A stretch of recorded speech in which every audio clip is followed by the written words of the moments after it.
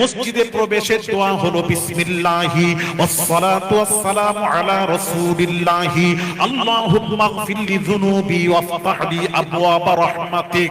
জোরে জোরে বলুন। আগে মসজিদে ঢোকার সময় নবীকে সালাম দিয়ে ঢোকো। তাহলে মসজিদে ঢোকার সময় নবী, আগে নবী। বাইরে আমার ঢোকার পর বাবা ফজরের নামাজে গেলাম, ঢোকার সময় নবীকে সালাম দিয়ে ঢুকলাম। ঢোকার পর এবার কি করবেন? এবার আপনাকে 2 রাকাত সুন্নাত পড়তে হবে বাবা। সুন্নাত 2 রাকাত, ফরজ নামাজের আগে 2 রাকাত সুন্নাত পড়তে হবে। এটা সুন্নাতে মুআক্কাদা পড়তে হবে। ওই বাবাজি তাহলে মসজিদে ঢুকেই আগে সুন্নাত, সুন্নাত হলো নবীর, ফরজ হলো আল্লাহর। তাহলে মসজিদে ঢুকে আগে নবী পরে আল্লাহ। জোহরের আযান শুনে